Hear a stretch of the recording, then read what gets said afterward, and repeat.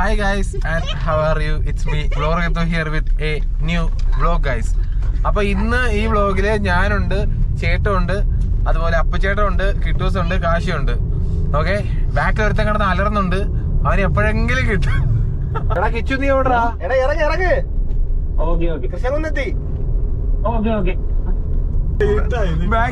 ബാക്കിലടി കാശി കുതിരപ്പുറത്ത് എറിയുന്നു.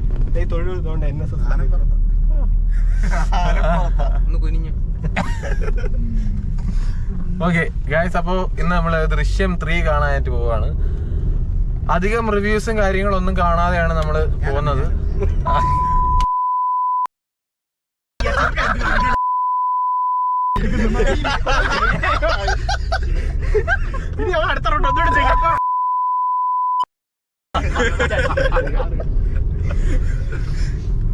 ഗൈസ്, ഇതാണ് ബാക്കിലത്തെ പ്രശ്നം. ഓക്കെ, എനിവേ നമ്മള് ഇന്നത്തെ വ്ളോഗില് ദൃശ്യം 3 ആണ് കാണാൻ പോകുന്നത്. നമ്മൾ അധികം റിവ്യൂസ് കാര്യങ്ങളൊന്നും കണ്ടിട്ടില്ല. കിട്ടൂസേ മിണ്ടരുത്. ഓക്കെ, അധികം റിവ്യൂസ് കാര്യങ്ങളൊന്നും കാണാതെയാണ് നമ്മൾ പോകുന്നത്. സോ അധികം ട്രെയിൻ ട്രാവൽ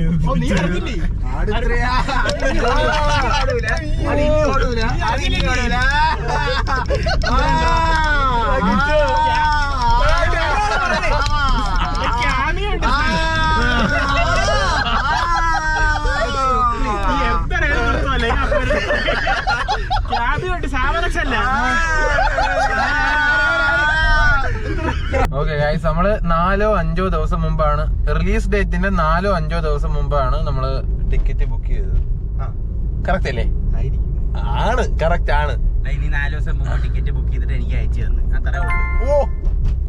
ഓക്കെ, എന്നിട്ട് ഇപ്പം അന്ന് ഞാൻ വിചാരിച്ചെന്ന് പറഞ്ഞാൽ നമ്മൾ വാഴ 2 ബുക്ക് ചെയ്ത സെയിം സീറ്റ്, അതായത് നമ്മൾ ഏകദേശം ഒരു സെന്റർ പോർഷനിലാണ് നമ്മൾ ഇരുന്നത്. അതേ ഒരു സീറ്റ് നമുക്ക് ബുക്ക് ചെയ്യാൻ പറ്റും എന്നാണ് വിചാരിച്ചത്. ബട്ട് എന്ത് ചെയ്യാനാ, ബട്ട് അങ്ങനെ കിട്ടില്ല. അടുത്ത മെയിനാണ് ചേട്ടാ. ദൃശ്യം 2 കുറിച്ച് ചേട്ടൻ എന്താണ് പറയാനുള്ളത്? ദൃശ്യം 2 ചുമ്മാ ഈ ഫ്രാഞ്ചൈസിൽ 3ാമത്തെ പടത്തിന്റെ ആവശ്യമുണ്ടോ?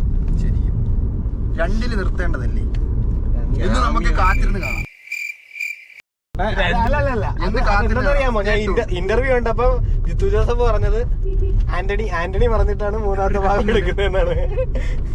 അതോ ആന്റണി 4ാം ഭാഗത്തിനും പുഷ് ചെയ്യുന്നുണ്ടെന്നാണ്. ആന്റണിയിലുണ്ടല്ലോ പോലീസുകാരനായിട്ടുണ്ട് ആന്റണി വരുമ്പോ. ദൃശ്യം 1-ലെ ലാസ്റ്റ് വരുന്ന പോലീസുകാരൻ അത് ആന്റണി. ദൃശ്യം സ്റ്റാർട്ട് ചെയ്യുന്നത്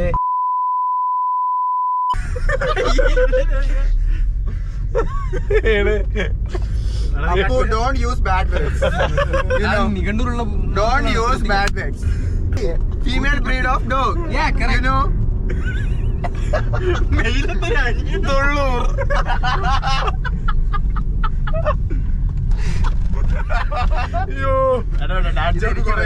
ഇതെനിക്ക് വരും, സ്ഥലം വരും.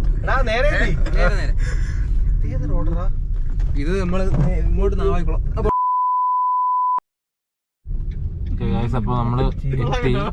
നമ്മള് ഇപ്പം ഏതാ, നമ്മളെ ഷോ 5:45 പക്ഷെ കാർ കയറിയപ്പോ തൊട്ട് കിറ്റസും അപ്പച്ചേനും തുടങ്ങിയതാണ്.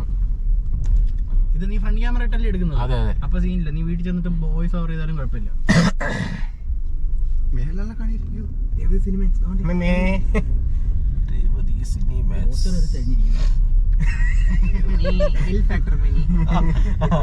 നമുക്ക് അല്ല, ഞാൻ അയച്ചു തന്നെ, അത് നോക്ക്.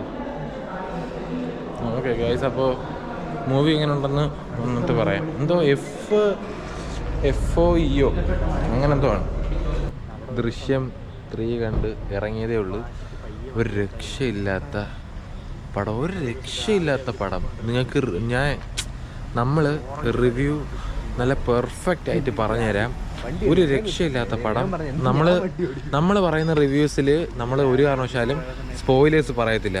നിങ്ങൾ നോക്കിക്കോ, റിവ്യൂ കിടിലുമായിരിക്കും. നമ്മളെല്ലാവരും നമ്മുടെ ഒപ്പീനിയൻ പറയാം. അതിലെല്ലാത്തിനും ഒരു കോമൺ ഫാക്ടർ കാണും. ഓക്കെ, അപ്പോൾ നമ്മള് ദൃശ്യം 3 കണ്ടിറങ്ങി. അതിന്റെ റിവ്യൂ ആയിട്ട് നമ്മളെല്ലാരും ആ സിനിമയ്ക്ക് കൊടുക്കുന്ന റേറ്റിംഗ്, ഞാൻ ആ സിനിമയ്ക്ക് ഒരു 10-ൽ 11 കൊടുക്കാമെങ്കിൽ അതും കൊടുക്കും. കാരണം ഫുള്ള് ഒരു രക്ഷയില്ല. ചേട്ടാ എത്ര കൊടുക്കും? 8. കാശി 9.99. അപ്പൊ ചേട്ടാ 8. 8. ഓക്കെ, ഇനി കാര്യം പറയാം. അതായത് ഫസ്റ്റ് ഹാഫ് കുറച്ച് ലാഗുണ്ട്. കുറച്ചല്ല, അവര് കഥ കൊണ്ടുപോകണം എന്നുള്ള രീതിയിൽ പോയിട്ടുള്ളൂ. അധികം തമാശയൊന്നും എനിക്ക് തോന്നിയിട്ടില്ല. റെഫറൻസും അങ്ങനെ വലുതായിട്ടൊന്നുമില്ല. ജിത്തു ജോസഫിന് ഉടനെ അറസ്റ്റ് ചെയ്യണം കേട്ടോ. അതായത് നമ്മള് ഈ സിനിമയില് ഉള്ള ട്വിസ്റ്റുകള് പേഴ്സണലി ഞാൻ പറയുവാണെങ്കിൽ എനിക്ക് അതെങ്ങനെ പറഞ്ഞ് മനസ്സിലാക്കണമെന്ന് അറിയത്തില്ല. ഓക്കെ, പിന്നീട് വരുന്നതെന്ന് പറഞ്ഞാൽ ഇന്റർവെല്ല് എഴുതി കാണിക്കുമ്പം അവരൊരു സീൻ കാണിക്കും. അത് എനിക്ക് ഭയങ്കര ഇഷ്ടപ്പെട്ടു. കാരണം ഒട്ടും പ്രതീക്ഷിച്ചില്ല. പിന്നെ സെക്കൻഡ് ഹാഫ് നിങ്ങൾ മെയിൻ ആയിട്ട് നോക്കിയുള്ളത് സെക്കൻഡ് ഹാഫ് എന്ന് പറയുമ്പം സെക്കൻഡ് ഹാഫിൽ ഫുള്ള് ത്രില്ലിങ് എക്സ്പീരിയൻസ് ആണ് നമുക്ക് കിട്ടാൻ പോണത്. ഒരു രക്ഷയില്ലാത്ത എക്സ്പീരിയൻസ് ആണ്. ഓക്കെ, ബാക്കിയുള്ളവർ ചേട്ടാ ആദ്യം. എനിക്ക് ഇഷ്ടപ്പെട്ടതാ. ഫസ്റ്റ് ഹാഫ് നല്ല ലാഗായിരുന്നു, പക്ഷെ ഇന്റർവെല് കൊണ്ട് നിർത്തിയത് നല്ല രസമുണ്ടായിരുന്നു. പിന്നെ ചില എന്താണ് ഇപ്പൊ നടക്കും എന്ന് പറഞ്ഞിട്ട് നടക്കാതിരുന്ന സാധനങ്ങൾ കുറെ ഉണ്ട്. ഇങ്ങനെ എനിക്ക് ഇഷ്ടപ്പെട്ടു. അടിപൊളി. കാശി പറയടാ. നല്ല സിനിമ, കൊള്ളാം. വയ്യ സംസാരിക്കാൻ വയ്യ, തൊണ്ടവേദന. അപ്പൊ ചേട്ടാ നല്ല സിനിമയായിരുന്നു, ഇഷ്ടപ്പെട്ടു. ഫസ്റ്റ് ഹാഫ് ഭയങ്കര അല്ല, സ്ലോ ആയിരുന്നു. സെക്കൻഡ് ഹാഫ് എൻഗേജിങ് ആയിരുന്നു. ടൈല് ക്ലൈമാക്സ് ഒക്കെ നൈസായിരുന്നു. പിന്നെ സിനിമയിൽ പാട്ടുകളൊന്നുമില്ല. അതിപ്പോൾ ഇതിനകത്ത് പാട്ടുകൾ വേണ്ട, പക്ഷെ നല്ല സിനിമയായിരുന്നു. പിന്നെ ഫുള്ള് ലൈക്ക് 10/10 കൊടുക്കാൻ പറ്റത്തില്ല. ഫ്ലോസ് ഉണ്ട്. സിനിമയാണ്. നമ്മൾ വാഴ കണ്ടതുപോലെ ഭയങ്കരമായിട്ട് റിലേറ്റബിൾ അങ്ങനെയൊന്നും അല്ലല്ലോ. അപ്പോൾ പിന്നെ അത്രയ്ക്കുള്ള ഇതേ ഉള്ളൂ. പിന്നെ നമ്മൾ ഭയങ്കര ത്രില്ലിംഗ് ആയിട്ട് അങ്ങനെയൊന്നും അല്ല. ബട്ട് ലൈക്ക് ഒരു സാധാരണ ആള് കോമൺ സെൻസ് വെച്ച് അപ്പം തോന്നുന്ന ബുദ്ധിയിൽ ചെയ്യുന്ന കാര്യങ്ങളാണ് ആ സിനിമയിൽ കാണിക്കുന്നത്. അത്രേ ഉള്ളൂ. കിട്ടൂസേ, വാട്ട് അബൌട്ട് യുവർ ഒപ്പീനിയൻ? ഇവിടെയും അത് തന്നെയാണ് പറയാനുള്ളത്. Same to go. Bye bye. Kichu എങ്ങനെയാണ്? നല്ല പടമായിരുന്നു. എന്തുവാ, സെക്കൻഡ് ഹാഫ് തൊട്ട് കഥ ട്രാക്കിലായി. ക്ലൈമാക്സ് കൊണ്ട് നിർത്തിയതും കൊള്ളായിരുന്നു. പറയുള്ളൂ. ഓക്കെ, അപ്പം എനിക്ക് ഏതെങ്കിലും ചില സീൻസ്, അതായത് നമ്മള് ഒരു മൂവി കാണുമ്പം നമുക്ക് ചില സീൻസ് ഭയങ്കര ഇഷ്ടപ്പെടുമല്ലോ. അപ്പം അങ്ങനെ എനിക്ക് തോന്നിയ ഒരു 2-3 സീൻസ് ഉണ്ട്.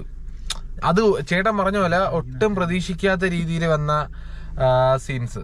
അത് ഭയങ്കര രസമായിരുന്നു കേട്ടോ. അതിൻ്റെ ആ ഒരു എക്സ്പീരിയൻസ് ഒന്ന് വേറെ തന്നെയാണ്.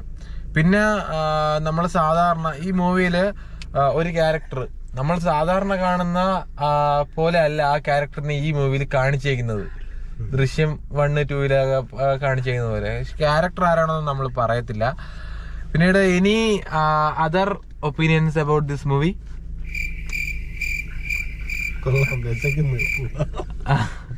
ഓക്കെ ഗൈസ്, സോ ബാക്കിൽ ഏത് മന്തി കടയിൽ പോകണം? ഓക്കെ ഗൈസ്, അപ്പൊ വോയിസ് റെക്കോർഡ് ചെയ്യുന്നത് നമ്മൾ പയ്യ ഡിസ്കഷനിലായിരുന്നു. എനിവേ നമുക്ക് ഇത്രയാണ് നമുക്ക് റിവ്യൂ പറയാനായിട്ടുള്ളത്. So today I'm signing off വ്ലോർഗിത്തു and team with team here. അപ്പൊ എനിവേ പാളിപ്പോയതാണ് കേട്ടോ, ഒപ്പിച്ചേട്ടാ. വ്ലോർഗിത്തു ആൻഡ് ടീം ഹിയർ. ഓക്കെ, അപ്പോ ഇനി അടുത്ത റിവ്യൂവിൽ കാണുന്നവരേക്കും ടാറ്റ, bye bye and good night.